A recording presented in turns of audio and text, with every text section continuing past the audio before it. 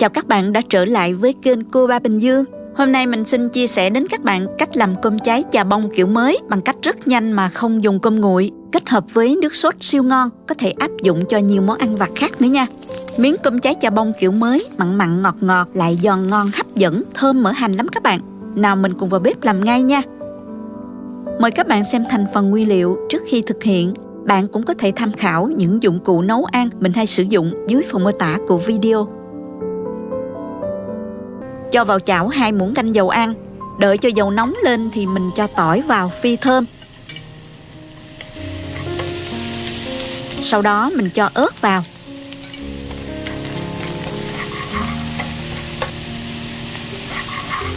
Tiếp đó cho vào hỗn hợp 2 muỗng canh đường, 2 muỗng canh nước mắm, 1 muỗng canh tương ớt và 2 muỗng canh nước. Khuấy đều lên. Lượng nước mắm và đường tỷ lệ là 1:1, rất dễ nhớ phải không các bạn? Rồi các bạn mở lửa nhỏ, đun sôi hỗn hợp lên.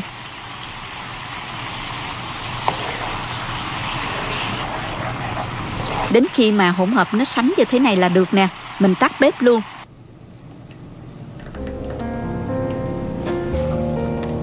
Tiếp theo thì mình sẽ đi chiên bánh hỏi nữa là xong. Cho dầu vào chảo nè. Mình dùng nhiều dầu một chút cho dễ chiên nha các bạn.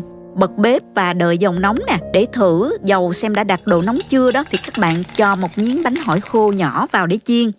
Lập tức bánh phồng lên như thế này là được rồi nè các bạn. Bây giờ thì mình cho bánh hỏi khô vào chiên nha. Bánh phồng lên rất là nhanh luôn nè.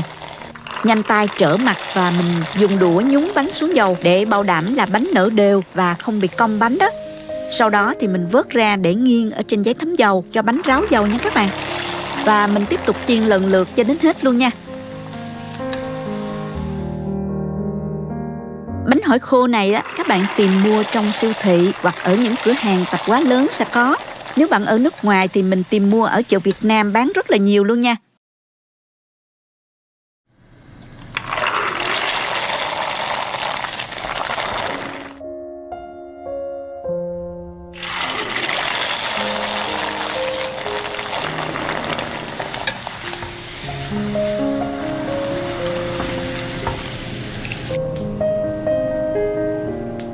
Để làm mỡ hành thì các bạn cho hành lá sắc nhuyễn vào một cái tô như thế này. Sau đó mình rưới ngay dầu nóng lên hành là xong. Cuối cùng thì mình rưới nước sốt lên bánh hỏi. Trải đều lên mặt bánh như thế này. Rồi mình thêm một chút mỡ hành nữa.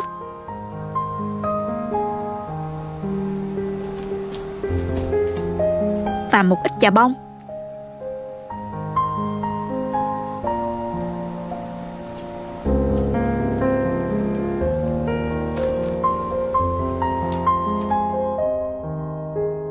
Chỉ cần 3 quả chuối chín, một ít bột thông dụng và một cái chảo.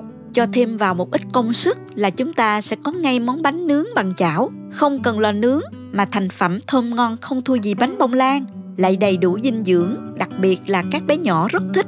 Để làm món bánh chuối này, các bạn có thể sử dụng chuối già hoặc là chuối xiêm. Chuối nào cũng được hết ha. Miễn là chuối đã chín là được. Chín mùi thì càng ngon hơn. Mình để cả vỏ, cắt đôi vỏ trái chuối ra như thế này. Mình dùng 3 trái nha.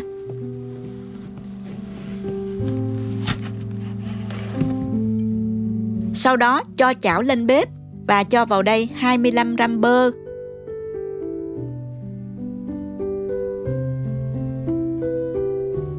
1 muỗng canh rưỡi đường. Đun nóng cho tan bơ và đường.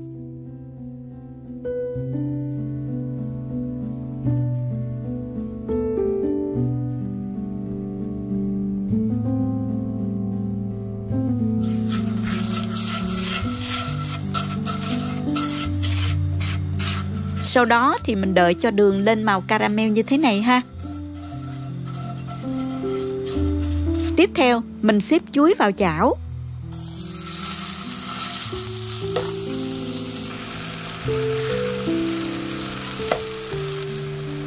Xếp đều cho bề mặt chuối phủ đều lên bề mặt của chảo như vậy ha.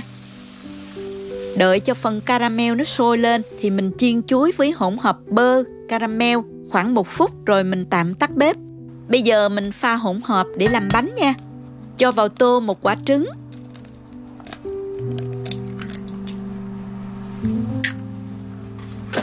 một 100 đến 120 gram đường cắt trắng nha. Một chút muối. Mình dùng phới lòng đánh cho trứng tan ra hòa quyện với đường nha. Tùy bạn có thích ăn ngọt hay không mà mình giảm bớt lượng đường trong công thức nha các bạn. Tiếp đó mình cho vào 100ml sữa tươi không đường. Cho thêm 50ml dầu vào luôn. Bạn nào dùng sữa tươi có đường thì mình bớt phần đường ở trong công thức lại ha. Khuấy nhẹ nhàng cho sữa và dầu nó hòa quyện với hỗn hợp. Cho tiếp 8 gram vani đường. Mình dùng loại này nè, một gói nó là 8 gram. Và thêm 8 gram bột nở nữa nha. Cuối cùng mình cho thêm 130 gram bột mì.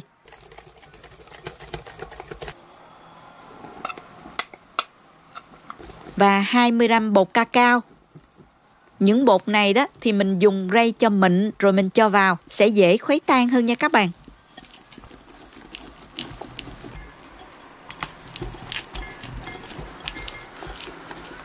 Trộn cho hỗn hợp tan đều một lần nữa rồi mình đem đi nướng bánh luôn ha.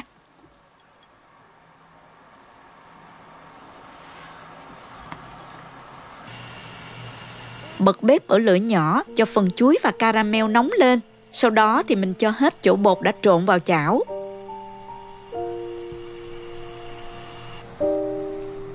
Dàn bề mặt ra cho phẳng.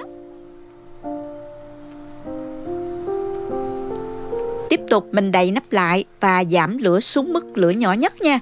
Mình đợi khoảng từ 10 đến 15 phút. Nhớ là canh chừng, nếu thấy bên dưới nắp nồi nó đọng nhiều hơi nước thì mình lau khô rồi mình đậy lại liền ha.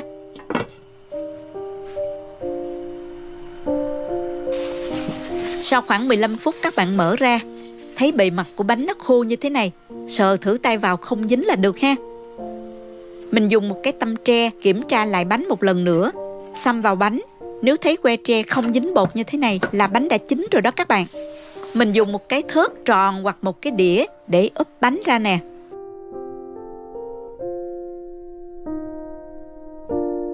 Sau đó cẩn thận cho bánh lại vào trong chảo để nướng bề mặt còn lại một chút nữa nha.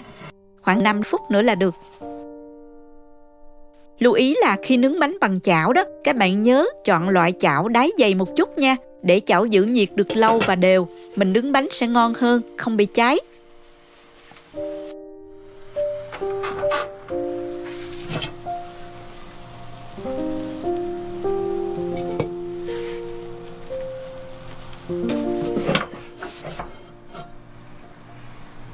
Mình lấy bánh ra đĩa luôn. Ồ, phần chuối bên trong nó chín đỏ, nhìn ngon mắt quá các bạn ơi. Không những vậy, bánh lại rất thơm mùi chuối và cacao. Hai mùi này rất là hợp luôn nha. Chỉ cần cho thêm trứng vào đậu phộng và trộn đều. Làm theo cách này, đậu phộng của mình sẽ giòn tan không ngờ, lại còn giữ được độ giòn rất lâu nữa. Ăn vặt hay ăn với cơm bắt ghiền luôn đó nha. Nào cùng vào bếp làm món này với mình, bảo đảm các bạn sẽ thích mê. Trước tiên mời các bạn xem qua những nguyên liệu cần chuẩn bị. Các bạn cũng có thể tham khảo qua những dụng cụ nhà bếp mình hay sử dụng trong phần mô tả của video. Để làm món này ngon thì mình cần phải chọn những hạt đậu phộng thật là mẩy nha, không bị sâu mọt ha. Bên ngoài còn bao đủ lớp vỏ lụa để có thể bám được bột áo đó. Ở đây thì mình dùng 400 gram đậu phộng hạt. Mình đã lựa đều và bỏ đi những hạt không đẹp rồi. Sàng nhẹ cho rớt hết bụi. Bây giờ mình dùng một miếng vải mỏng thấm nước bao vào tay và nhẹ nhàng bóp đều. Đậu này mình sẽ không rửa mà dùng cách này để lấy bớt bụi bẩn bên ngoài vỏ đậu. Nếu các bạn sợ bẩn hoặc còn bụi nhiều thì mình có thể rửa, nhưng phải phơi nắng hoặc là để khô ráo hoàn toàn. Như vậy đậu của mình khi rang xong mới giòn lâu ha. Tiếp theo thì mình trộn 2 cái trứng vào đây. Trứng gà hay là trứng vịt đều được ha. Trứng thì mình dùng loại lớn, chừng 40 đến 50 gram một trứng. Sau đó thì mình dùng đũa đánh tan trứng và trộn đều lên. Trộn cho đến khi nào những hạt đậu đều áo được một lớp trứng ở bên ngoài như thế này là đạt. Nêm thêm vào đây 1 muỗng cà phê muối và 1 muỗng canh bột ớt để đậu có vị đậm đà hơn, thêm vị cay nhẹ nữa và màu sắc bắt mắt. Nếu bạn không thích ăn cay thì mình có thể bỏ qua phần bột ớt nha. Trộn đều tất cả lên nè. Tiếp theo thì mình sẽ đi áo bột ở bên ngoài. Dùng bột chiên giòn và bột bắp để áo. Đầu tiên thì mình dùng bột chiên giòn. Đừng cho quá nhiều một lần nha các bạn. Cho từ từ vừa phải, cứ 1-2 muỗng cà phê vung một lần nha. Trộn cho áo hết lớp bột đó rồi mình rắc tiếp nha.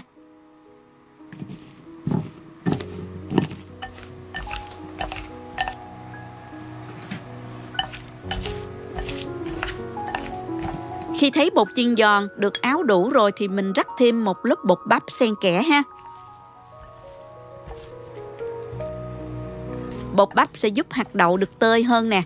Có thể đeo bao tay vào để tách hạt đậu. Xoa đều bột để đậu được tơi, áo bột đều hơn nha. Để trong thố khó trộn nên mình cho ra một cái mâm phẳng để áo bột. Rắc bột đến khi bên ngoài áo vừa đủ một lớp bột trắng. Các hạt đậu được tách rời đều như thế này là được ha. Bây giờ mình chuẩn bị đi chiên đậu nha. Cho dầu vào chảo và mình đợi cho dầu nóng. Mình dùng lượng dầu đủ để chiên ngập đậu nha các bạn. Các bạn yên tâm vì chiên như thế này đậu không bị ngấm dầu đâu. Lại chín đều và nhanh hơn so với cách rang rất là nhiều đó. Mình thử dầu bằng cách cho đũa vào. Thấy dầu sôi sủi tăm ở đầu đũa như thế này. Hoặc là mình cho thử một hạt đậu vào. Thấy đậu ngay lập tức sôi lên là được rồi đó. Bây giờ mình dùng một cái vá nè, rây nhẹ để cái phần bột dư nó rơi ra. Rồi mình cho đậu vào chiên. Cho vào nhẹ nhàng cẩn thận. Khi chiên thì các bạn yên tâm, đậu được bao bột nên sẽ không bị văng dầu đâu. Dùng đũa đảo nhẹ để đậu phộng được chín đều ha. Mình chiên như thế này khoảng 5 phút.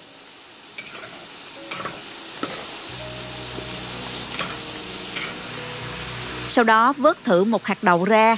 Đậu đã sắp chín rồi. Mình chiên thêm từ 7 đến 8 phút nữa. Đảo đều nhẹ nhàng. Thử lại một lần nữa. Đậu đã chín rồi đó các bạn. Mình vớt ra rổ nè.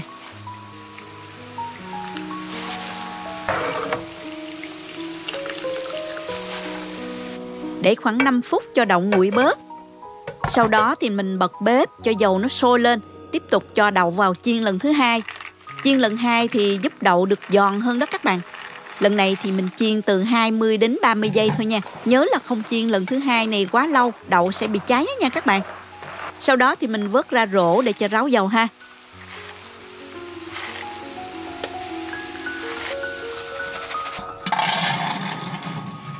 Tiếp theo mình chuẩn bị một cái chảo khác. Các bạn nên chọn chảo đáy trũng để mình dễ đảo đều nha. Cho một ít dầu vào chảo khoảng từ 2 đến 3 muỗng canh. Thêm vào 3 đến 4 muỗng canh đường tùy theo các bạn thích ăn ngọt hay là ít ngọt ha. Nêm thêm vào đây 1 muỗng cà phê muối. Để lửa vừa, mình đợi cho đường tan và chuyển sang thành màu caramel. Các bạn nhớ canh nha, vì đường chuyển sang đen rất là nhanh luôn đó. Khi đường chuyển sang màu nâu caramel như thế này thì mình cho đậu vào và đảo đều tay. Sau đó tắt bếp và tiếp tục đảo cho đến khi đậu được áo đều một lớp đường caramel bên ngoài.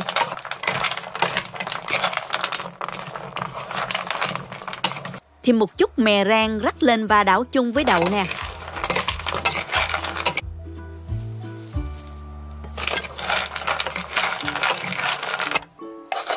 Sau đó trút đậu ra một cái khay rộng, trải đều để đậu mau nguội ha. Dùng tay gỡ từng hạt đậu còn dính chùm ra, gỡ lúc còn nóng sẽ dễ hơn nha. Rồi đợi cho đậu thật nguội, đậu giòn là dùng được rồi các bạn. Mình cho vào hũ, đậy kín và dùng dần. Các bạn thấy lớp bột ba bên ngoài khô lại và rất là giòn. Đậu bên trong cũng giòn tan luôn. Phần bột thấm vị mặn mặn, ngọt ngọt rất là ngon luôn đó các bạn. Những hạt đậu đều và tơi. Khi để nguội không bao giờ bị dính vào nhau đâu nha. Món này làm để Tết mình nhâm nhi, ăn vặt, chuyện trò với nhau và làm món nhắm thì hết sảy luôn nha. Thật dễ phải không các bạn? Chúc các bạn làm và thưởng thức thật ngon miệng. Chào mọi người đã quay trở lại với kênh Cô Ba Bình Dương. Mình là con gái cô Ba đây. Hôm nay trở lại, mình xin chia sẻ cách làm một món ăn vặt vô cùng đơn giản, dễ làm. Chỉ cần vài nguyên liệu là đã có ngay một món để nhâm nhi ngày mưa. Món ăn ngày hôm nay đó chính là bánh mì caramel ngào bơ đường siêu giòn, siêu ngon.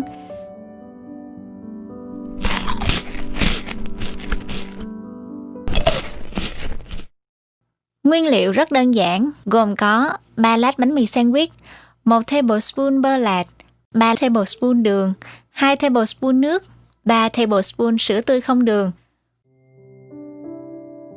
Đầu tiên, mình cắt bánh mì sandwich thành những khối vuông nhỏ như thế này, cạnh khoảng 1 đến 1,5 cm, hoặc cắt thành hình gì các bạn thích cũng được.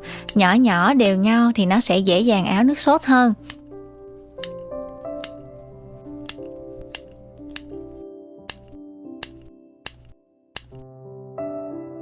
Đặt chảo lên bếp, bật bếp để chảo nóng trước, rồi sau đó thì mình mới cho bánh mì sandwich vào. Rang đều chỗ bánh này cho đến khi giòn.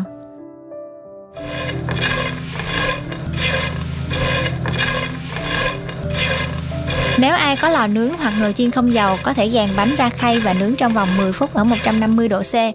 Mình đảo bánh mì cho đến khi quan sát thấy phần cạnh của bánh mì nó xém lại như thế này là được. Mình cầm lên bóp vụn như thế này là được. Tiếp đến chúng ta sẽ làm nước sốt caramel. Cho đường vào một chiếc chảo chống dính sâu lòng. Rồi mình cho tiếp 2 muỗng canh nước vào. Lưu ý không khuấy đảo chỗ nước đường này trong suốt quá trình đun, kẻo bị lại đường nhé mọi người. Đây cũng chính là lý do vì sao mình dùng chảo sâu lòng, để lượng nước và đường được hòa tan đều với nhau ở giữa chảo, không bị lan sang hai bên như dùng chảo phẳng, khỏi cần mất công lắc chảo để đường thấm đều nước. Mình để lửa trung bình lớn cho đường tan hết và nước đường sôi lanh tanh. Cứ để yên đó cho đến khi đường bắt đầu chuyển sang màu nâu. Khúc này đợi hơi lâu một chút nhưng mà mọi người nhớ để ý, bởi vì nó chuyển từ màu trắng sang màu nâu cánh gián rất là nhanh. Chính là lúc này mình cho bơ vào và khuấy đều. Mọi người canh cho hỗn hợp thành màu caramel tùy khẩu vị, nhưng đừng để nước đường chuyển màu đậm quá rồi mới cho bơ vào nhé. Nước sốt của mình sẽ tiếp tục chuyển màu đậm hơn trong quá trình nấu cho đến khi thành màu bóng đêm luôn đấy. Còn khuyến mãi thêm vị đắng nữa.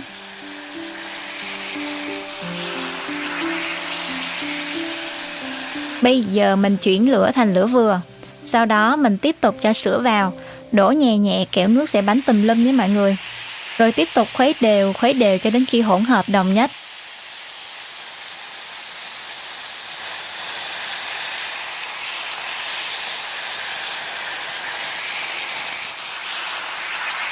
Quan sát đun hỗn hợp cho đến khi nào nước sệt sệt lại như thế này thì nhanh tay đổ chỗ sandwich đã nướng vào. Đảo liên hồi để chỗ bánh áo đều sốt caramel nha.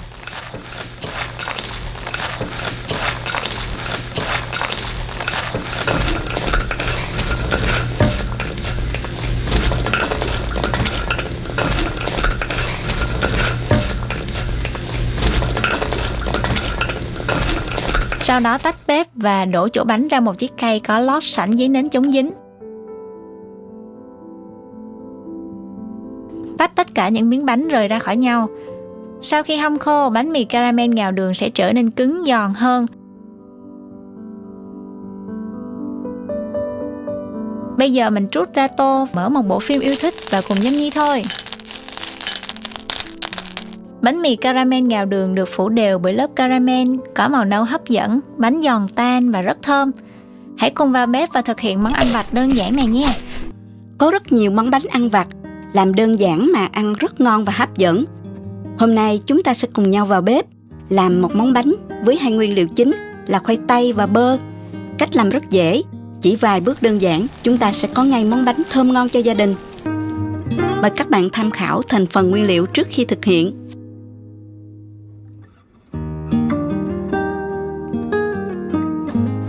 Đầu tiên mình sẽ hấp khoai tây nha các bạn.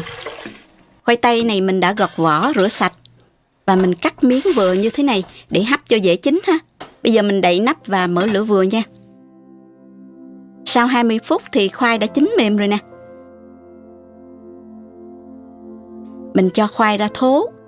Dùng muỗng hoặc nĩa hoặc một cái dụng cụ gì cũng được. Các bạn tán nhuyễn ra ha. Chúng ta nên tán lúc khoai còn nóng sẽ dễ hơn nha các bạn. Rồi đến 4 muỗng canh đường, 1/3 muỗng cà phê muối. Tiếp theo mình cho bơ vào. Mình sử dụng 70g bơ đó. Tán nhuyễn bơ ra.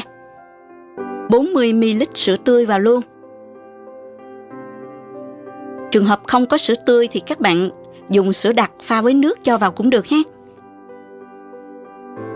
Tiếp theo mình dùng phối trộn đều tất cả lại với nhau thành một hỗn hợp dẻo mịn như vậy nè.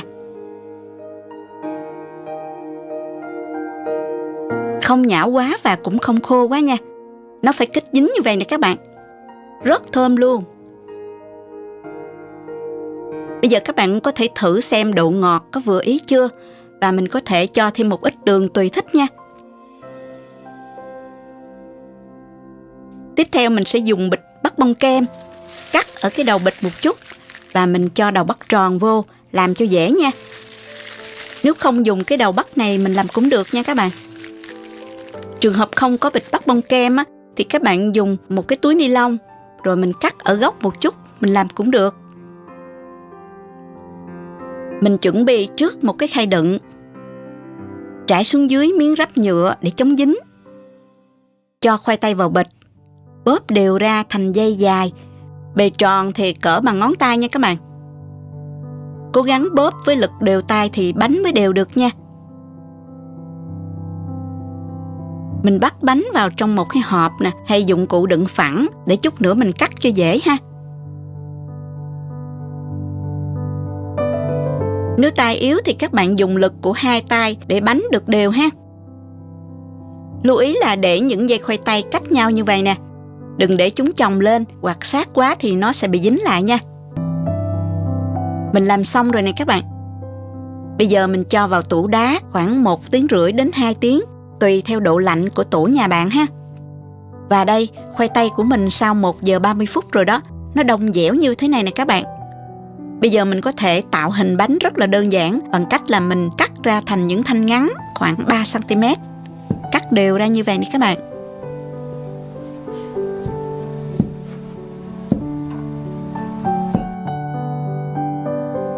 Xong rồi mình chuẩn bị 150g bột chiên giòn, loại nào cũng được ha. Và 100g bột chiên xù. Lượng bột này thì các bạn cứ cho nhiều một chút để áo cho nhanh. Còn thừa lại thì các bạn rây lại và tiếp tục sử dụng cũng được. Cho 3 quả trứng gà vào chén, khuấy đều lên.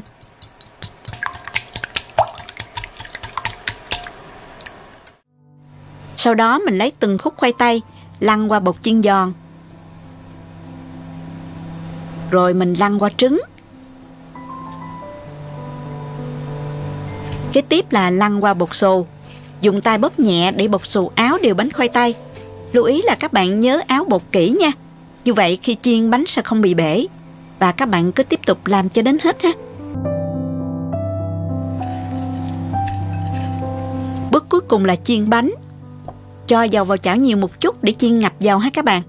Thử thấy dầu sôi xung quanh đũa là được. Rồi mình hạ lửa vừa và cho bánh vào chiên. Khi bánh săn lại rồi mình mới đảo bánh nha. Nó nhanh vàng lắm nha các bạn. Khoảng 2 phút là bánh đã vàng rồi. Như vậy là được rồi nè. Mình vớt bánh ra giấy thấm dầu.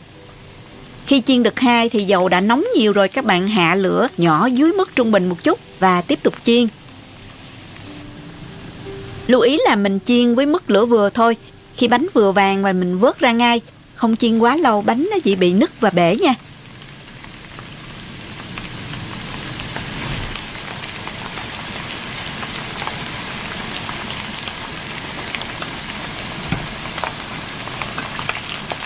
Mình chiên xong rồi nè các bạn. Mùi thơm thiệt là hấp dẫn luôn. Màu vàng bắt mắt nữa nè. Nhìn là muốn ăn liền luôn các bạn ơi. Mình cho bánh ra trang trí và thưởng thức ngay nha.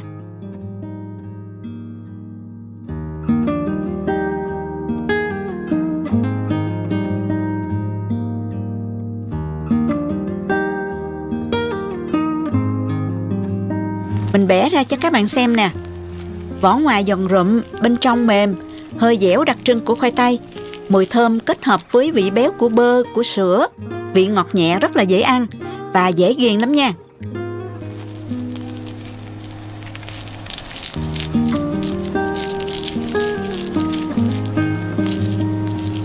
Nếu đang thèm bánh bông lan nhưng không muốn cầu kỳ với lò nướng hay cách làm phức tạp thì thử ngay công thức này nhé. Chỉ với một quả trứng, không cần lò nướng, bạn cũng sẽ có ngay món bánh tráng miệng thơm ngon và đẹp mắt chỉ trong vài phút. Nào cùng vào bếp làm ngay với mình nha. Để làm cho món bánh này ngon hơn đó, thì mình có thể sử dụng thêm thơm tươi cắt lát hoặc là thơm đóng lon như thế này cho tiện nè các bạn. Thơm đóng lon cắt sẵn thành lát tròn như vậy rất là tiện dụng, có thể bảo quản được lâu.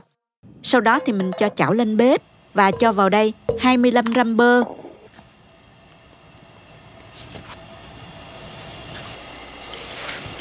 và 2 muỗng canh đường. Đun nóng cho tan bơ và đường ha.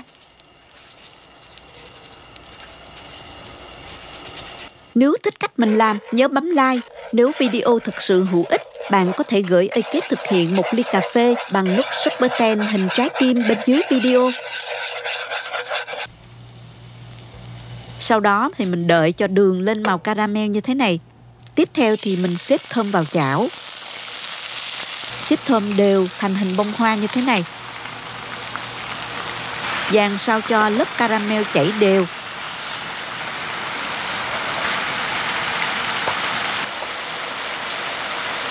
Tiếp theo thì mình đặt thêm quả cherry ngâm đỏ ở vào chính giữa nè. Đẹp mắt quá các bạn ha. Đợi cho cái phần caramel sôi lên, mình chiên thơm với hỗn hợp bơ và caramel như vậy khoảng 1 phút, rồi mình tạm tắt bếp. Cho vào tô một quả trứng nè, 130g đường cát trắng. Mình dùng phới lòng đánh cho trứng tan và hòa quyện với đường nha. Tùy bạn có thích ăn ngọt hay không mà mình thêm hoặc là bớt cái lượng đường trong công thức ha. Một chút muối. Với mình như thế này là ngọt vừa. Cho thêm 50ml dầu vào luôn. Tiếp đó mình cho vào 100ml sữa tươi không đường. Bạn nào dùng sữa tươi có đường thì nhớ bớt cái phần đường cho phù hợp nha. Khuấy nhẹ nhàng cho sữa và dầu nó hòa quyện với hỗn hợp. Cho tiếp 8g vani đường. Mình dùng loại này nè, một gói như vậy là 8g nha. Cho 150g bột mì. Mình dùng rây cho mịn rồi cho vào sẽ dễ khuấy tan hơn nha các bạn.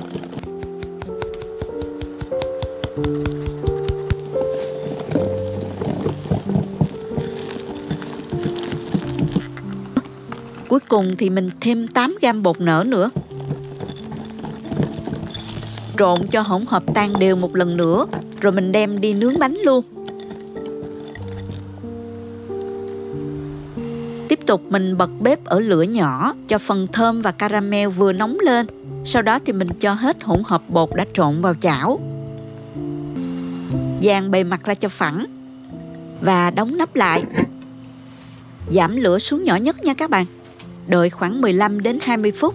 Nhớ canh chừng, nếu thấy bên dưới nắp nồi có đọng nhiều hơi nước thì mình lau khô rồi mình đậy lại liền ha.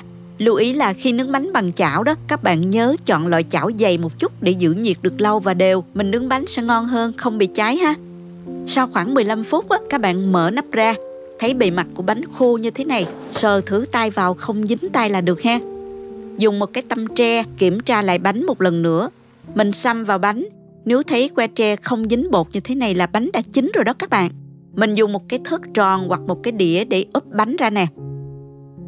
Sau đó cẩn thận cho bánh lại vào trong chảo để mình nướng bề mặt còn lại một chút nữa trong khoảng 5 phút. Mình lấy bánh ra đĩa luôn. Phần thơm và mứt cherry ở bên trên đẹp mắt quá các bạn. Không chỉ đẹp, bánh này còn rất thơm. Mình cắt thử bánh ra nha. Phần bánh bên trong nở đều, xốp, không thua gì bánh nướng lò luôn. Công thức này các bạn có thể làm với nồi chiên không dầu cũng được nữa nha. Vị ngọt vừa, mùi thơm của khóm và cherry đặc trưng. Cái phần thơm nó dẻo và có vị chua nhẹ, hòa quyện với vị ngọt của bánh rất thanh và ngon. Quả cherry ngâm đỏ rất là bắt mắt, rất dễ làm mà không cần cầu kỳ lò nướng. Rất nhiều bạn đã yêu cầu mình làm bánh gan. Sau nhiều lần nghiên cứu và thử nghiệm công thức, thì hôm nay mình xin chia sẻ cách làm món bánh có cái tên rất lạ này. Làm xong mới hiểu tại sao các bạn lại thích nó nhiều như vậy. Sự kết hợp của hoa hồi và các nguyên liệu hơi lạ, tưởng không ngon nhưng thành quả lại ngon không tưởng luôn. Mời các bạn tham khảo những nguyên liệu cần có trước khi bắt tay vào làm.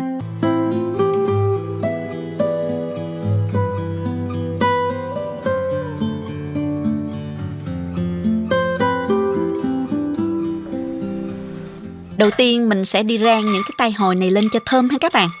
Mình rang ở lửa vừa nha. Khi nghe mùi thơm thì mình tắt bếp. Sau đó cho ra cối để giã bể.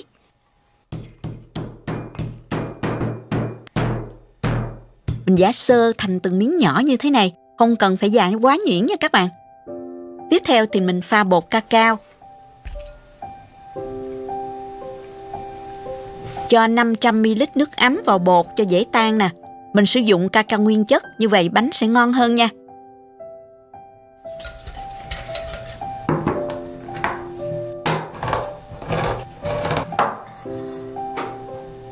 Sau đó mình cho 300ml nước cốt dừa vào đây.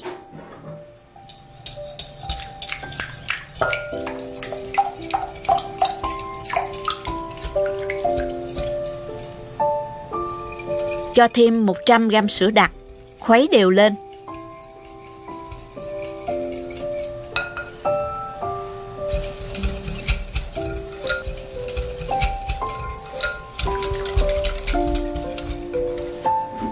Bây giờ thì mình cho phần hoa hồi đã giã nhuyễn vào, khuấy chung luôn. Mùi hoa hồi với là mùi cacao á, hòa quyện với mùi nước cốt dừa béo thơm quá các bạn ơi. Tiếp theo mình cho vào nồi 100g đường thốt nốt. Thêm vào đây 50ml nước. Sau đó bật bếp đun sôi cho tan đường. Mình để cho hỗn hợp đường sôi trong 1 phút nha. Sau đó thì mình nhanh tay đổ hỗn hợp cacao cùng với nước cốt dừa, sữa vừa trộn vào, khuấy đều.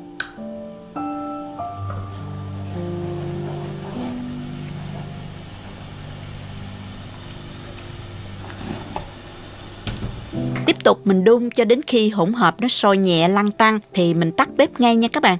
Đừng có để hỗn hợp này nó sôi bùng lên, sẽ mất đi vị thơm ngon của nước cốt dừa đó. Mình để riêng đợi cho hỗn hợp này nó nguội bớt nha. Bây giờ thì mình đi đánh trứng nè. Cho vào tô 5 cái trứng. Các bạn thường nói là dùng trứng vịt nó sẽ ngon hơn là trứng gà. Nhưng ở đây mình chỉ có trứng gà thôi các bạn. Mình thấy hương vị cũng rất là ngon, không ảnh hưởng nhiều đâu.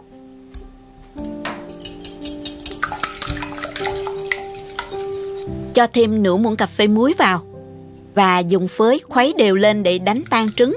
Không cần phải đánh bông nha các bạn. Phần hỗn hợp cacao đã nguội ở khoảng chừng 30 đến 40 độ C. Nhiệt độ nó ấm ấm vừa phải, có thể thử bằng tay được. Mình cho ngay hỗn hợp cacao vào trứng, khuấy đều lên cho nó hòa quyện với nhau ha. Lưu ý là mình không nên để hỗn hợp nó quá nóng nha, sẽ làm trứng bị chín đó. Còn nếu mà quá nguội thì sẽ làm món bánh của chúng ta bị tanh mùi trứng nha. Tiếp theo thì mình hòa tan 10g bột gạo với nước.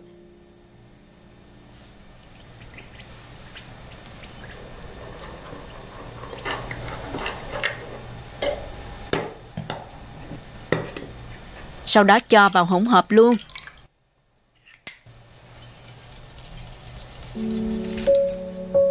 Trước khi làm đến bước trộn hỗn hợp trứng, mình nên mở lò nướng trước ở nhiệt độ 175 độ C, 350 độ F đó các bạn.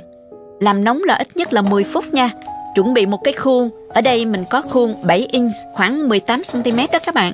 Cho một lượng dầu ăn vừa đủ, quét đều lên đáy khuôn để chống dính. Các bạn có thể thêm một lớp giấy nến để lót. Khi lấy bánh ra sẽ dễ dàng hơn đó. Cho khuôn vào lò, làm nóng khuôn ít nhất là 10 phút trước khi nướng nha. Việc này rất là quan trọng để tạo rễ tre cho bánh và để bánh được chín đều nữa. Giống như mình làm nóng khuôn bánh bò trước khi đổ bột vào đó các bạn. Khi mình đã chuẩn bị khuôn xong thì bước cuối cùng mình sẽ trộn baking powder vào nha. Ở đây mình dùng 5g bột nở. Nếu bạn dùng muối nở là baking soda đó thì mình dùng 3g thôi nha. Sau khi đã khuấy đều thì mình cho hỗn hợp lượt qua rây để loại bỏ phần hoa hồi nha. Mình chỉ lấy phần hương thôi, còn phần xác thì mình bỏ đi ha. Lượt vào trong cốc có phễu rót như vậy cho dễ ha các bạn. Lưu ý là sau khi trộn bột nở hay là muối nở đó, mình nên đi nướng ngay, tránh để lâu sẽ mất tác dụng của bột nở hoặc muối nở nha. Mình để khuôn trong lò, kéo nhẹ nó ra rồi đổ ngay hỗn hợp vừa trộn lúc nãy vào khuôn. Khi mà khuôn nóng lên đổ vào mình nghe tiếng xèo là đạt nha các bạn. Sau đó thì mình nướng ở nhiệt độ 350 độ F là 175 độ C trong vòng 60 phút nha các bạn. Đây là một chiếc bánh khác mình đã thử nướng bằng nồi chiên không dầu ở nhiệt độ 345 độ F trong thời gian 50 phút. Mình thử bánh đã chín chưa bằng cách là xăm một cây que vào trong bánh. Thấy que sạch như thế này là bánh đã chín rồi đó các bạn. Thơm quá luôn các bạn ơi. Sau khi nướng xong thì mình lấy bánh ra để nguội bớt. Sau đó mình để bánh trong tủ lạnh ít nhất là 4 tiếng hoặc các bạn để qua đêm cũng được. Khi bánh đặt lại rồi mình mới thưởng thức nha. Mặt bánh phồng lên, sau đó xẹp xuống như thế này là bình thường đó. Không ảnh hưởng đến chất lượng bánh nha các bạn. Bánh của mình đã để trong tủ lạnh được 4 tiếng. Bây giờ mình gỡ khuôn ra nè và mình cắt ra để thưởng thức nha.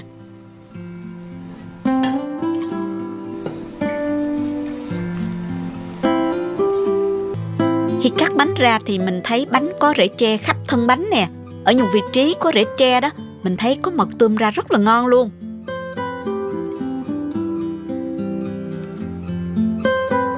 Bánh rất mềm nha, cũng đủ tan trong miệng khi ăn đó các bạn. Tuy không mềm núng nính như là bánh blanc, kết cấu bánh vững hơn. Khi nếm vào thì cảm nhận đầu tiên là rất là thơm. Sự kết hợp tuyệt vời của mùi cacao, hoa hồi và nước cốt dừa rất là đặc trưng luôn. Chào các bạn đã quay lại với kênh Cô Ba Bình Dương. Hôm nay chúng ta cùng nhau làm bánh khoai mỡ chiên nha các bạn.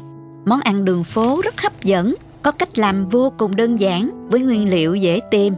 Những chiếc bánh xinh xắn, ngoài vàng giòn, trong bùi dẻo với màu tím bắt mắt đặc trưng của khoai mỡ. Mùi thơm, vị ngọt thanh pha chút béo béo, ăn rất dễ ghiền. Các bé nhỏ cũng sẽ rất thích. Nào chúng ta cùng bắt đầu nghe. Các bạn tham khảo vài nguyên liệu đơn giản sau đây trước khi mình bắt đầu nhé. Đầu tiên mình sẽ sơ chế khoai mỡ. Khoai mỡ này mình đã gọt vỏ và rửa sạch sẽ rồi. Bây giờ mình sẽ cắt nó ra thành từng khoanh mỏng để hấp cho nó nhanh chín nha. Và cũng dễ tán nhuyễn hơn. Nhìn màu tím đẹp ha các bạn. Cắt xong rồi mình cho nó vào sửng để hấp. Ở Việt Nam khoai mỡ có rất nhiều và rẻ. Còn ở Mỹ thì khó tìm mua được lắm. Khoai này là nhà mình trồng này các bạn. Mình để 5 tháng nay mình mới đào lên ngày hôm qua. Chắc nó già quá nên trên dây leo nó cũng có củ luôn. Luộc lên ăn cũng bùi ngon lắm. Bạn nào không có sửng hấp thì mình hấp cách thủy hoặc luộc cũng được ha. Sau 20 phút thì khoai đã chín rồi nè các bạn. Mình cho nó ra đây. Và mình dùng cái nĩa này nghiền nóng luôn cho dễ ha. Các bạn xay cũng được, tùy thích. Miễn là nó nhuyễn là được. Do khoai mới đào nên khoai nó hơi nhão nha. Nếu mà khoai để lâu hơn nó sẽ ráo và bùi rất ngon. Tiếp theo mình sẽ cho vào tô nè, bột nếp, bột năng,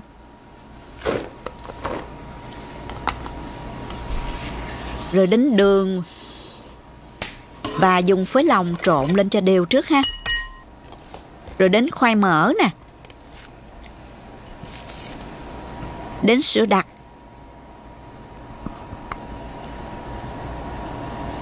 và sữa tươi.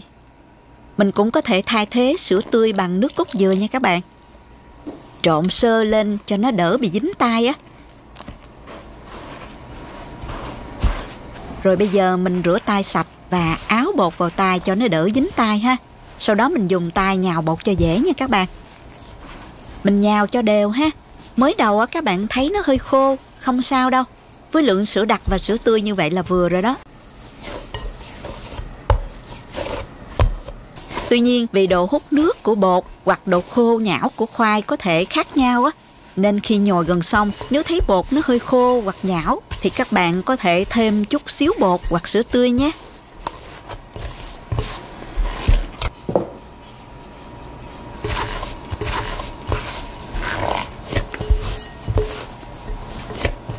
Mình nhào xong rồi nè. Nó dẻo mịn như vậy và không dính tay như vậy là được rồi nè các bạn.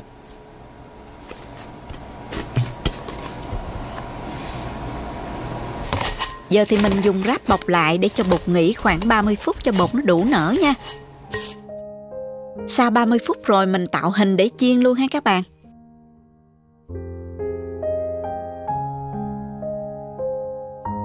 Mình nắn tròn nhỏ nè và ép vào vo dài dài cho nó giống ngoài hàng nha. Khi ăn cũng dễ cầm hơn nè. Bánh này dễ làm lắm các bạn. Các mẹ có thể tập cho các bé làm và nắn bột để các bé trải nghiệm. Các bé sẽ rất thích đó. Mình có một lưu ý nhỏ là các bạn làm với số lượng nhiều á, khi nắn bánh đến đâu các bạn nhớ bọc ráp lại để bánh không bị khô nha. Hoặc là vừa nắn bánh mình vừa chiên luôn cũng được. Mình làm rất ít, rất nhanh nên không cần đậy ráp. Cho dầu vào chảo nè. Thử đũa, khi thấy dầu sôi nhẹ xung quanh đũa là dầu đã nóng rồi đó. Mình cho bánh vào chiên luôn. Mình để ở mức lửa vừa nhỏ. Khi mặt dưới vàng nhẹ rồi mình trở qua mặt còn lại.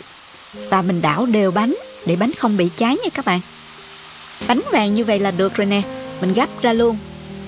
Các bạn nhớ lót giấy thấm dầu bên dưới nha. Khi bánh nguội bớt nó sẽ sậm màu hơn chút nữa là vừa và đẹp ha. rồi mình lần lượt vớt nó ra nè. Lưu ý là nhiệt độ của bếp và độ dày mỏng của chảo có khác nhau, nên các bạn nhớ gia giảm độ lửa cho phù hợp để bánh chín từ bên trong nha, và vàng đều bên ngoài. Mình vớt cái cuối cùng ra nữa là xong rồi nè. Nhìn hấp dẫn quá các bạn ơi. Giờ thì mình thưởng thức thôi. Mình bẻ liền ra cho các bạn xem bên trong nè. Nóng hổi vừa thổi vừa ăn luôn nha. Mời các bạn.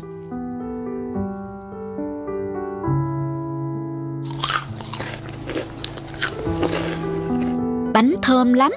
Bên ngoài vỏ bánh vàng giòn, bên trong là nhân khoai tím đẹp, vị bùi bùi dẻo dẻo, vị ngọt thanh nhẹ vừa phải, ăn hoài mà không chán luôn á. Bánh này phải ăn nóng giòn ngay sau khi chiên là ngon nhất nha các bạn. Nếu để lâu bánh hơi cứng, các bạn có thể chiên lại hoặc bỏ vào lò vi sóng quay 1 phút là ăn sẽ ngon hơn nha. Hôm nay mình sẽ cùng nhau làm món bánh mì để ăn sáng hay dùng cho bữa xế đều ngon nha. Rất đơn giản, dễ thực hiện, chỉ cần 5 phút là có thành phẩm ngay. Vỏ ngoài xốp và giòn rụm, bẻ bánh ra khi còn nóng, các bạn sẽ thấy lộ ra phần nhân phô mai chảy dẻo, vô cùng hấp dẫn luôn. Bạn có thể ăn riêng hoặc dùng nước chấm mặn hay ngọt đều ngon, như là sô-cô-la hay là tương ớt maizena đều hợp. Đặc biệt các bạn nhỏ sẽ rất là thích luôn.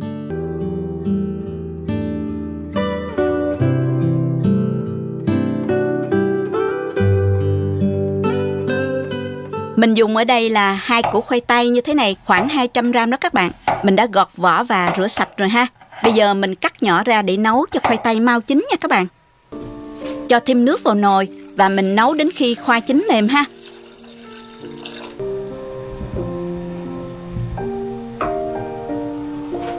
Mình dùng một cái rây như thế này để nghiền mịn khoai tây nha. Nhớ là nghiền luôn lúc khoai còn nóng, khoai mềm, làm rất dễ và nhẹ nhàng nha các bạn. Bạn nào thích ăn mặn thì mình có thể nêm thêm gia vị vào khoai tây lúc này luôn. Tiếp theo thì mình cắt bánh mì sandwich. Mình cắt viền như thế này để lát nữa dễ cắn mỏng bánh nha. Phần viền dư này là các bạn đừng có bỏ uổng lắm nha. Mình cắt nhỏ. Sau đó mình bỏ vào nồi chiên không dầu, nướng giòn để ăn kèm với salad hay là ngào thêm với bơ đường để thành món bánh mì giòn áo caramel rất là ngon. Cách làm thì mình có để link dưới phần mô tả của video này nha. Bây giờ mình pha bột để dán mí bánh. Các bạn dùng bột bắp hoặc là bột mì hoặc bột năng đều được nha. Mình pha 3 muỗng cà phê bột bắp với là 1 muỗng canh nước. Khuấy lên thấy mà bột sền sệt lại như vậy là được nè. Tiếp theo thì mình dùng cây cán bột cán mỏng bánh mì ra. Sau đó thì mình cho khoai tây đã nghiền vào giữa bánh, cán đều. Cuối cùng thì mình cho thêm phô mai ở chính giữa. Mình dùng phô mai mozzarella hay là cheddar đều được nha các bạn. Nếu mà các bạn muốn phô mai chảy nhiều á, và các bạn thích ăn nhiều phô mai hơn thì các bạn có thể cho nhiều hơn ha. Phô mai mình bào sợi hoặc là băm nhuyễn ra đều được. Sau đó thì mình gập bánh lại chéo như thế này nè, thành hình tam giác nha. Và mình dùng bột dán mí dán bánh lại. Mình làm lần lượt cho tới hết luôn nè.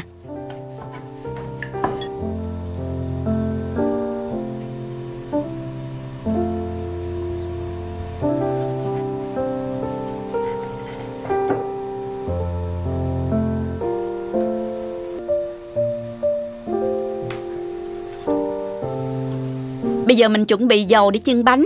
Cho dầu vào chảo và mình bật bếp đợi cho dầu nóng.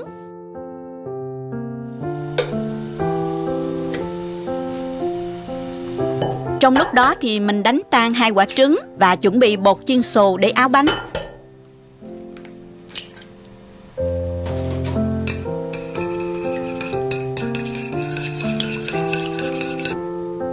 Đầu tiên thì mình nhúng bánh vào trứng. Sau đó áo qua bột chiên xù.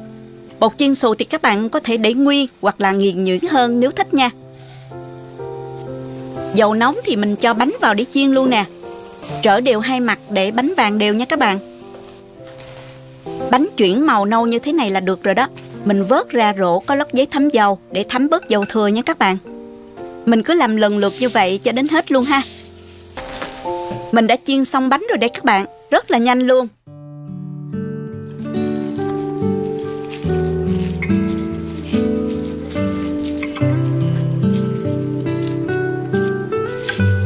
Bẻ bánh ra ngay khi còn nóng thì các bạn sẽ thấy phần phô mai chảy sợi ra như thế này. Ngon quá các bạn ơi! Bánh này có thể biến tấu với nhiều cách ăn. Bạn nào thích ăn ngọt thì mình có thể chấm với sốt sô-cô-la hoặc là caramel. Bạn nào thích ăn mặn, mình có thể chấm thêm với sốt tương ớt và mayonnaise ha. Bên ngoài bánh giòn rụm, bên trong mềm thơm của khoai tây và phô mai. Món bánh rất đơn giản nhưng đầy đủ dinh dưỡng, rất thích hợp để chuẩn bị cho bữa sáng hay là bữa xế cho cả nhà. Các bé nhỏ cũng rất là thích luôn. Các bạn bảo quản bánh ở nhiệt độ phòng từ 2 đến 3 ngày. Khi ăn thì các bạn cho vào nồi chiên không dầu, nướng ở nhiệt độ khoảng 310 độ F trong vòng từ 2 đến 3 phút là bánh nóng giòn như mới chiên luôn đó. Hôm nay mình xin chia sẻ với các bạn một món bánh ăn vặt cực ngon mà lại dễ làm từ khoai lang. Bên ngoài giòn, bên trong mềm xốp, kéo sợi dẻo dai mà không cần sử dụng chút xíu phô mai nào. Ngon hơn cả bánh khoai mỡ luôn nha. Bảo đảm mấy bạn nhỏ ăn không ngơi luôn. Nào mời các bạn cùng vào bếp làm với mình nha.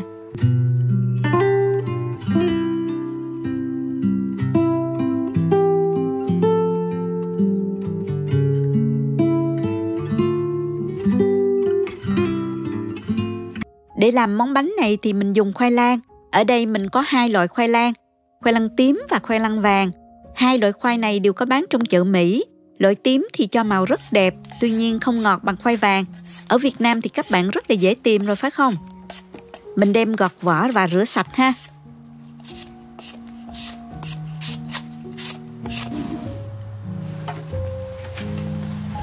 Sau đó cắt nhỏ và mình bỏ vào xửng hấp nha.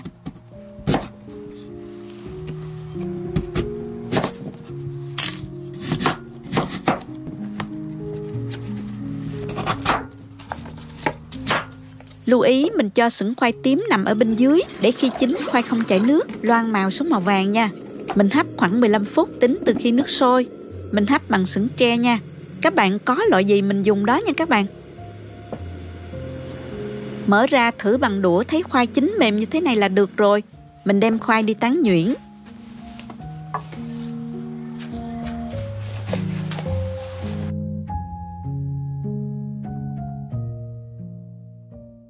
Mình có sẵn dụng cụ ép khoai như thế này. Mình dùng lỗ nhỏ nhất để ép khoai cho được mịn đó.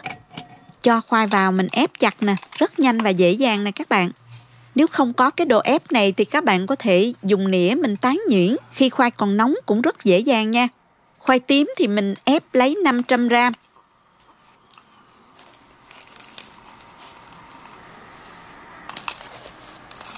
Khoai vàng thì mình ép lấy 1 kg nha. Chia làm 2 để dễ trộn 2 màu khác nhau. Khoai lang có nhiều xơ nên nếu bạn nào kỹ, mình có thể lọc một lần nữa qua rây để cho mịn nha các bạn. Tuy nhiên mình thấy như vậy cũng được rồi, ổn rồi. Mỗi phần khoai 500 gram, mình cho vào đây 180 gram đường, trộn đều.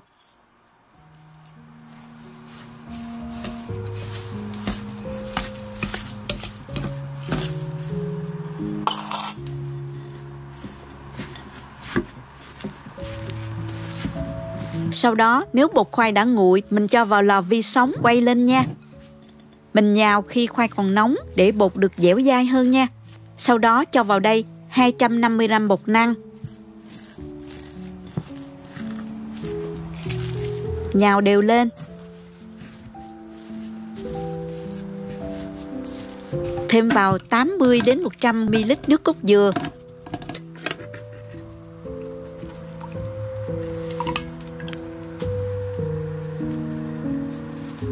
Trộn đều lên thành một khối nha các bạn. Do mỗi loại khoai có độ ẩm khác nhau và mỗi loại bột có độ hút nước khác nhau nên các bạn cứ gia giảm lượng nước và lượng bột cho phù hợp nha.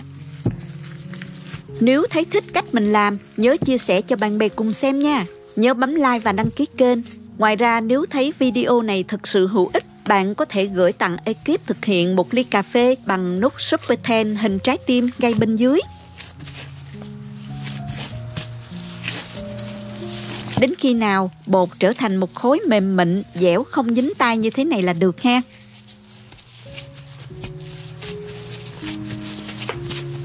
Phần khoai lang vàng thì mình chia làm 2, mỗi phần mình cũng trộn với 180 gram đường và 250 gram bột năng và từ 80 đến 100 ml nước cốt dừa như trên. Một phần bột mình giữ nguyên.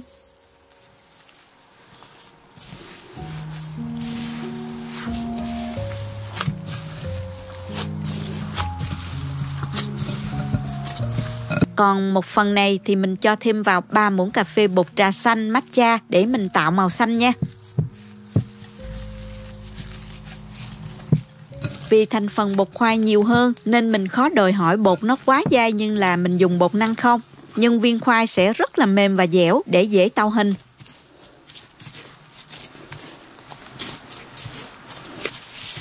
Nhào bột mịn thành khối xong thì mình vê tròn cho bột nghỉ khoảng 20 phút.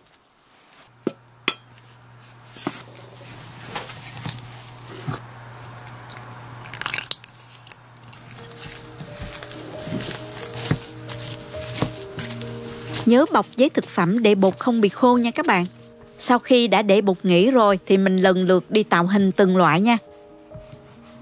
Khoai lang tím thì mình vê thành thanh dài, sau đó chia thành những phần bột đều nhau. Tiếp đến thì mình vo những phần bột đó thành từng viên tròn nhỏ như thế này.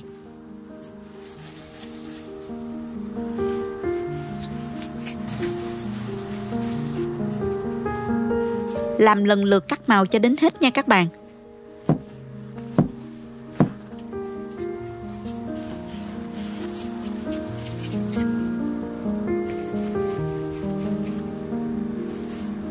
Bây giờ thì mình mang đi chiên nữa là xong nè.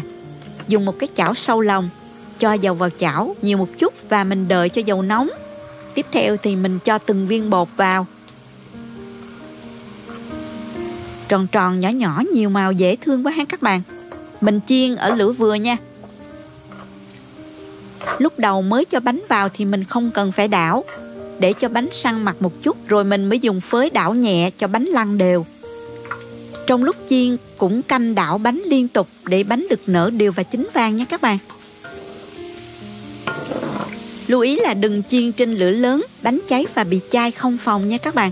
Bánh vàng như thế này là được rồi, mình vớt bánh ra cho lên giấy thấm dầu nha. Bên ngoài giòn, bên trong mở ra có cấu trúc mềm xốp, đủ dai để kéo sợi được nè các bạn. Mùi thơm của khoai lang và vị ngọt nhẹ rất ngon miệng. Theo mình ăn thích hơn cả bánh khoai mỡ luôn. Cũng lâu bị chay cứng hơn nữa. Rất là dễ ăn nên các bạn nhỏ chắc chắn sẽ thích mê. Chúc các bạn làm thành công nhé. Tươi trân châu đường đen thì mình nghĩ là nhiều bạn rất là thích. Mình rất thích uống cái thương hiệu nổi tiếng của The Alay và mình bắt đầu thử nghiệm làm các bạn. Mình làm rất là nhiều lần và cuối cùng là cái ly sữa tươi trân châu đường đen của mình cho ra cái mùi vị giống như thương hiệu The Alay. Bây giờ mình sẽ chia sẻ cùng các bạn nha. Nguyên liệu cần có để mình làm sữa tươi trân châu đường đen. Đầu tiên là bột năng các bạn. Thứ hai là bột gạo nha. Thứ ba là đường đen Hàn Quốc. Thứ tư là mình có bột cacao, 100% cacao của Hershey. Mình mua ở chợ Public ở Florida. Cái cacao này nó rất là ngon nhưng mà cái màu của nó thì nó là màu nâu. Nó không có đen như là cacao Việt Nam của mình. Nhưng mà cái vị của nó rất là thơm nha các bạn. Nếu không có thì các bạn có thể sử dụng cacao Việt Nam mình cũng được nha. Thứ năm là mình sử dụng sữa tươi không đường. Các bạn có thể sử dụng loại nào cũng được. Nhưng mà nếu mà tìm được Đà Lạt Milk thì mình thấy cái độ béo của nó sẽ ngon hơn nha các bạn. Kem béo thực vật Richlund. Ở trên thị trường người ta gọi là Richlund nha các bạn. Là cái hộp này đây. Các bạn ở Việt Nam thì các bạn có thể tìm mua ở siêu thị lớn như Aeon nha. Hoặc những cái cửa hàng bán đồ dụng cụ bartender ở Sài Gòn mình đều có. Hoặc nếu các bạn ở chợ thị xã thì các bạn nên mua ở những cái tiệm bánh bán đồ làm bánh, bột hoặc những cái kem làm bánh là có cái hàng này nha các bạn. Hoặc nếu mà các bạn tìm không có nữa, các bạn có thể mua online. Các bạn có thể bấm vô phần mô tả để mua online nha. Còn các bạn ở nước ngoài, ở Mỹ thì các bạn có thể tìm mua ở những chợ đều có bán. Một ít trà bí đao, sữa đặc có đường này nếu mà các bạn tìm mua trên thị trường mà không có cái Richlund này nè thì mình có thể thay thế bằng sữa đặc có đường nhé. Rồi bây giờ chúng ta sẽ bắt tay vào làm nha các bạn. Mình dùng một cái cân tiểu ly, mình cân cho chính xác nha các bạn. Mình sẽ cân là 140g bột năng nha. Mình sẽ đổ vào một cái tô lớn để một chút mình trộn bột nha. Rồi bột gạo tẻ nha các bạn. Các bạn cho 20g. Mình sẽ cân 20g bột gạo tẻ. Các bạn lưu ý bột gạo mình phải cân cho chính xác lượng nha các bạn. Nếu mà bột gạo nó nhiều quá thì cái bột của mình nó sẽ bị cứng và nó không có dẻo bột nha các bạn. Và đồng thời nếu mà không có bột gạo thì cái trân châu của mình nó sẽ bị dẻo quá, nó khó vo viên lắm nha các bạn. Nên các bạn lưu ý là phải có bột gạo nhưng mà cái lượng rất ít. Mình 140g bột năng cho 20g bột gạo nha. Mình sẽ đổ chung vô bột năng. Cacao mình cho 10g nha các bạn. Lưu ý các bạn là cái phần cacao này mình cũng phải chính xác nha. Cái bột cacao nó không có dẻo như những cái bột gạo bột năng, cho nên là nó không có chất kết dính nhiều nha. Cacao mình bỏ vô cho cái viên trân châu của mình nó có màu sắc, đồng thời nó thơm thôi nha các bạn. Nên mình cũng không sử dụng nhiều nha. Mình sẽ đổ chung vô cái tô bột này luôn. Các bạn trộn bột cho đều lên nha. Các bạn nhớ trộn trước khi mình đổ nước sôi vô để mình nhồi bột nha các bạn. Tại vì nếu mình không trộn khi mình đổ nước sôi vô thì bột nó không có được đều đâu nha. Rồi mình sẽ để cái tô bột này qua một bên để mình đi chuẩn bị cái phần đường và nước sôi để mình trộn bột, nhồi bột nha. Mình sử dụng đường đen Hàn Quốc nè, 50g nha. Các bạn có thể sử dụng đường thốt nốt nè, đường đen của Việt Nam mình cũng có. Trên thị trường thì rất là nhiều loại đường khác nhau, đường đen nha các bạn. Nhưng mà đặc biệt cái món này thì mình sử dụng cái đường đen Hàn Quốc này. Nó cho ra một cái vị rất là thơm. Nó thơm đặc trưng của mùi mật mía. Và khi mình pha cái ly sữa tươi thì nó thơm mùi đặc trưng của cái trà sữa nổi tiếng mình uống The Alay á. Nó thơm giống như vậy đó các bạn. Các bạn có thể tìm mua ở các siêu thị lớn. Còn nếu mà không có thì mình mua online cũng được. Còn bạn nào ở nước ngoài thì mình có thể mua Amazon. Cái đường này đặc biệt là nó hơi ương ướt nha các bạn.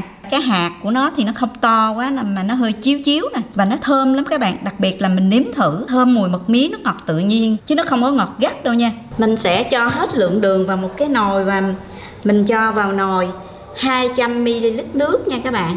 Để mình hòa tan cái lượng đường này. Mình không cho đường thẳng vào bột nha. Tại vì mình hòa tan thì nó sẽ đều hơn. Nồi mình đã sôi già, bây giờ mình bắt đầu trộn bột nha. Mình múc nước và mình đổ qua cái phần bột. Các bạn vừa đổ nước sôi và vừa trộn cái phần bột của mình nha. Các bạn nhớ là trộn lên chứ không là nó sẽ bị không đều nha. Các bạn có thể dùng một cái muỗng hoặc một cái cây trộn bột mình trộn. Tại vì lúc này thì bột nó đang nóng lắm. Nếu mình dùng tay thì nó nóng lắm nha các bạn. Rồi xong rồi mình bắt đầu dùng tay. Các bạn nên rửa tay sạch khi trộn bột. Bột này bắt buộc là mình phải trộn nước sôi nha các bạn. Tại vì bột năng mà mình không trộn nước sôi là cái phần bột mình nó sẽ không thể nào mà mình vò viên được hết á.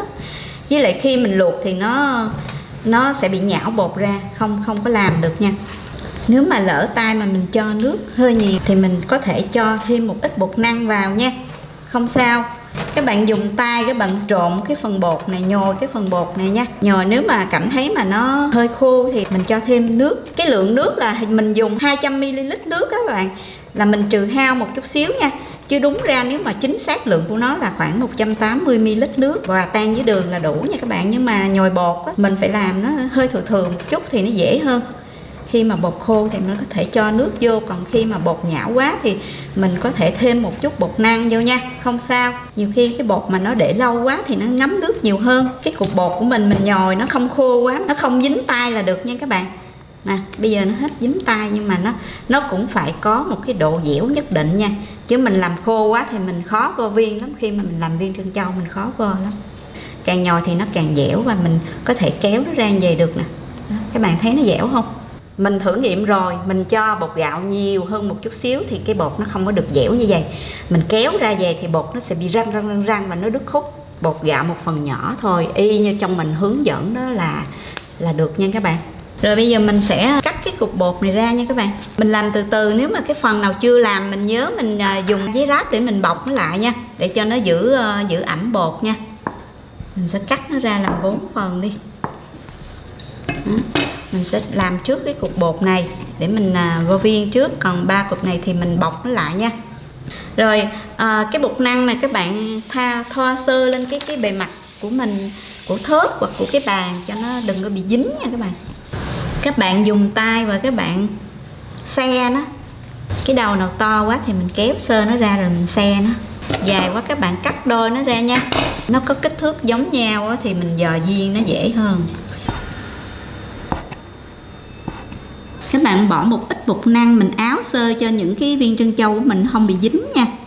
Bắt đầu mình dùng cái lòng bàn tay nè, mình xoay tròn ở cái mặt phẳng dưới là tấm thớt của mình nè, mình xoay tròn. Nhanh lắm các bạn. Đó, mấy cái là thấy nó đã tròn rồi. Mình muốn cho nó tròn thêm thì mình xoay thêm. Đó, nó tròn rồi đó. Những viên nào không tròn thì mình lựa ra. Đó, tròn rồi nè, thấy chưa? Mình đã làm những cái viên trân châu của mình xong rồi đây nè. Không đến nỗi nào ha. Nhìn cũng tròn, cũng được ha các bạn. Cũng có thể có viên méo nhưng mà mình làm bằng tay, mình làm thủ công như vậy là tốt rồi các bạn.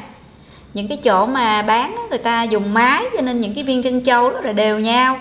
Các bạn nên áo sơ ở bên ngoài một cái lớp bột năng để cho những cái viên trân châu mình không bị dính vào nhau nha. Bây giờ mình sẽ hướng dẫn các bạn làm syrup đường đen nha. Bây giờ mình sẽ dùng một cái nồi bắt lên bếp và chúng ta cho vào đây 250g đường đen Hàn Quốc nha các bạn. Đường mà mình đã giới thiệu với các bạn đó. Bạn bỏ hết vào. Mình đã cân rồi 250g nha các bạn. Mình sẽ dùng 140ml trà bí đao. Các bạn có thể sử dụng nước lạnh cũng được nha, vẫn ngon như thường. Nhưng mà nếu mà mình cho trà bí đao vô để mình thắng syrup thì nó sẽ có cái vị giống The Adley nha các bạn. Mình sẽ cho vô đây 140ml trà bí đao. Đợi cho nó nóng lên rồi bạn khuấy sơ cho phần đường này nó tan trong cái trà bí. Các bạn cho thêm một chút xíu muối nữa, xíu xíu thôi nha các bạn. Tại vì mình cho một xíu vô thì cái vị ngọt mình sẽ đậm đà hơn. Hôm nay mình sử dụng trà bí đao lon nha.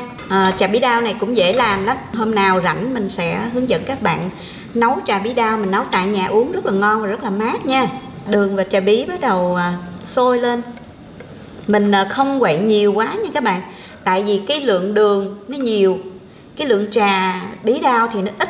Nếu mà mình quậy nhiều quá thì đường nó sẽ bị lợi đường nha các bạn. Nên là mình sẽ quậy sơ cho cái phần đường nó đừng bị xích nồi thôi, cho nó tan, đủ tan cái phần đường trong đây thôi nha. Rồi cái hỗn hợp syrup của mình đã được rồi nè các bạn ơi. Mình thắng trong vòng 7 phút đó các bạn. Khi mà nó nguội nó sẽ sánh hơn nha các bạn.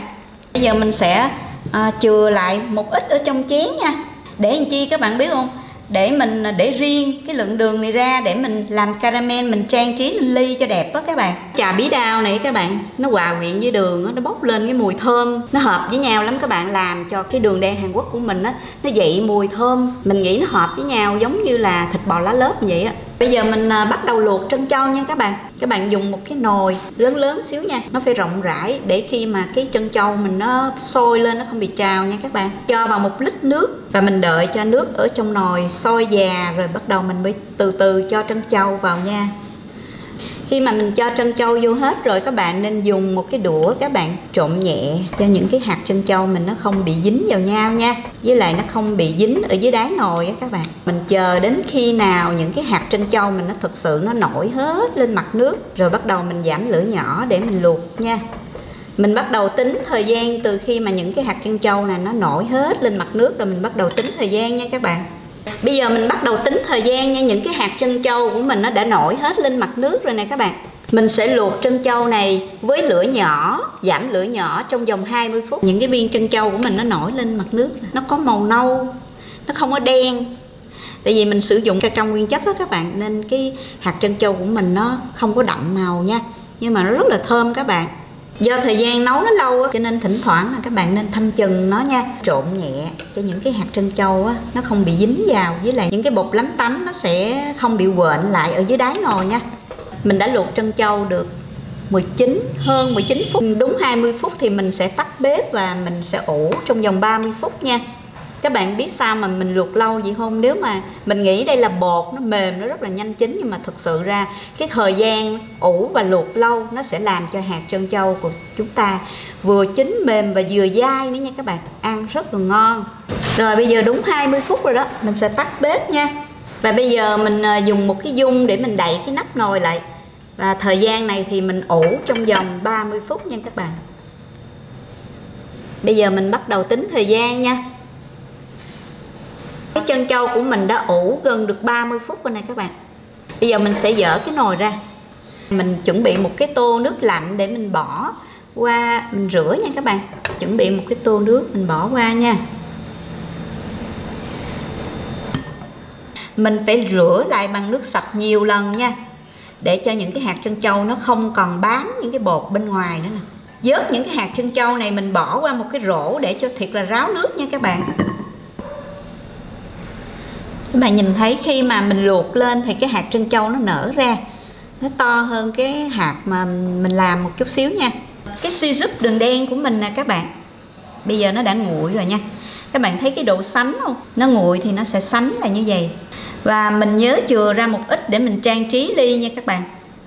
Chứ nếu mà các bạn múc ở trong đây trang trí ly luôn, khi mà mình ngâm trân châu vô thì ở trong trân châu nó cũng còn có một cái lượng nước, cho nên là nước đường này sẽ bị lỏng ra, mình khó có trang trí ly lắm nha. Bây giờ mình sẽ ngâm toàn bộ hết vô trong cái hỗn hợp syrup đường đen Hàn Quốc nha. Các bạn nên nhớ là mình phải làm nước đường trước để nguội. Thì khi mình vớt trân châu ra để ráo thì mình phải ngâm vào nước đường ngay nha các bạn. Tại vì nếu mà mình để lâu quá thì những cái viên trân châu này nó sẽ bị dính vào nhau nha. Trộn lên cho cái đường với trân châu nó hòa quyện, nó thấm vào nhau nha. Trong khi chờ đợi mình sẽ để ở đây và đi chuẩn bị dụng cụ để pha nha các bạn. Sử dụng cái ly này, các bạn có thể sử dụng ly tùy thích, kiểu cọ gì đẹp thì các bạn thích thì các bạn sử dụng. Cái phần syrup đường đen mình để dành lại để mình làm caramel đó các bạn. Bạn dùng một cái muỗng cà phê, mình sẽ trang trí nè. Cho nước đường nó chảy xuống tự nhiên, caramel của mình nó chảy xuống tự nhiên trong cái ly. Áp sát muỗng vô và đổ thì nó sẽ chảy xuống tự nhiên nha các bạn. Rồi bắt đầu mình cho hạt trân châu. Mình sẽ dùng một cái muỗng có lỗ ở đây nè, để cho nước đường nó chảy xuống là mình dễ lường hơn nha. Mình sẽ cho 3 muỗng trân châu. Mình sẽ dùng tablespoon để mình đong cái nước đường vô đây nha các bạn. Các bạn cho là 15ml nước đường. 15ml là nó khoảng 2/3 muỗng đó các bạn. Để cho nó có vị ngọt và thanh đặc trưng của mùi đường đen với lại trà bí đao nha. Kem béo Rich Lùng nè các bạn, cũng đong 15ml luôn nha. Tức là nó bằng 2/3 muỗng luôn.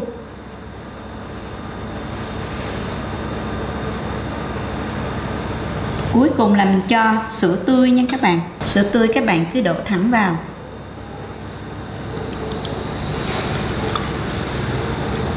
Mình cho khoảng 200ml sữa tươi nha. Bây giờ cái ly này thì mình sẽ pha cũng giống như vậy luôn, nhưng mà mình sẽ thay thế kem béo Rich Lùng này nè là bằng sữa đặc có đường nha.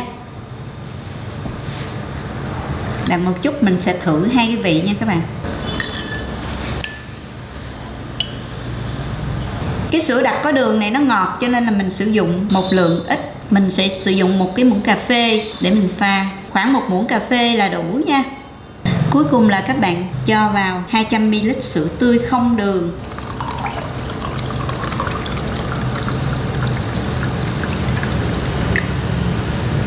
Mình bỏ vô vài viên đá viên nha. Mình bỏ ly này luôn. Mình uống trà sữa mình phải có cái ống hút to nha. Các bạn cắm vào.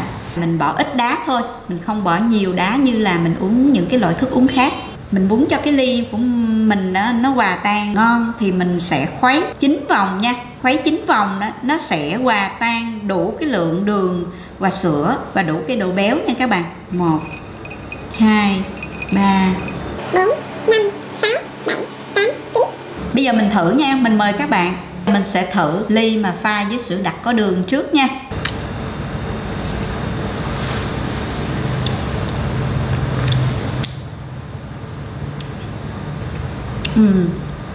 Mình cảm nhận được cái vị béo béo nè, thơm thơm nè.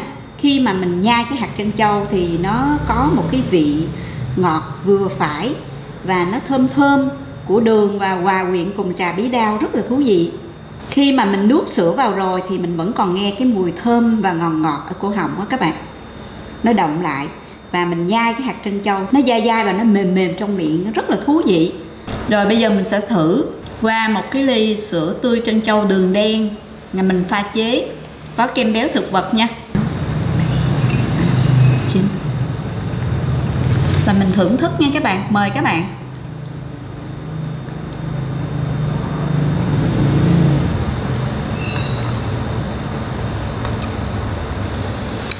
Cái vị của ly này mình cảm thấy là cái vị béo, nó béo hơn cái ly mà mình sử dụng sữa đặc có đường nha các bạn. Nó béo hơn một chút và nó có vị thơm hơn một chút. Nó giống cái vị của The Island hơn nha. Và cái vị ngọt của nó thanh thanh nè.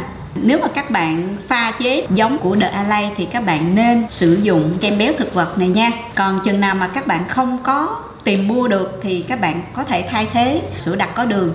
Mình lưu ý các bạn một điều, khi mà trẻ con mà uống trân châu này nè thì các bạn đừng có nên cho dùng ống hút.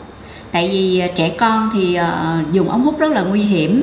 Khi mà cái sữa nó hết, nó còn lại những cái hạt trân châu đọng lại phía dưới, có thể nó dùng cái lực để nó hút thì có thể hạt trân châu nó sẽ lọt vào cái khí quản, nó gây nghẹt khí quản, rất là nguy hiểm nha các bạn. Cho nên là trẻ con nên dùng cái muỗng cà phê và múc từng hạt trân châu mình ăn thì nó an toàn hơn. Với lại lưu ý các bạn một điều, cái hạt trân châu á, là khi mà mình làm nhiều á, mình luộc trong ngày ăn thôi nha các bạn. Chứ nếu mình để qua đêm thì hạt trân châu mình nó sẽ không được ngon. Cái đường mình nó có thể mình để qua đêm thì nó sẽ bị lên men đường á, nó không còn ngon nữa. Nên mình sẽ ngâm hạt trân châu mình sử dụng trong ngày. Thứ hai nữa là nếu mà các bạn làm nhiều hạt trân châu mà muốn bảo quản để mình giữ ăn dần á, thì các bạn nên bỏ vào trong túi ni lông bột cho thiệt là kín, các bạn để nhiệt độ phòng. Thì khi mình luộc thì mình cũng đem luộc bình thường, chứ mình không nên giữ trong ngăn đá của tủ lạnh nha. Nếu mà giữ thì luộc hạt trân châu vô là lên là nó không ngon đâu nha các bạn. Mình đã thử rồi, hạt trân châu mình sẽ bị cứng và không có ngon đâu nha. Mình nghĩ là ngoài cái việc thưởng thức cái vị ngon của nó, người ta còn uống trà sữa và sữa tươi theo một cái phong cách trẻ, uống để tán gẫu, để bàn về cái cuộc sống sinh động, giống như những người lớn mình uống những cái ly trà để đàm đạo. Mình chúc tất cả các bạn làm thành công với món sữa tươi trân châu đường đen nha. Nếu các bạn nào thấy hay, thích video của mình, các bạn nhớ bấm like, các bạn nhớ đăng ký để theo dõi những video tiếp theo của mình nha. Các bạn nhớ chia sẻ với bạn bè cùng xem nha. Cảm ơn các bạn rất nhiều. Bye bye.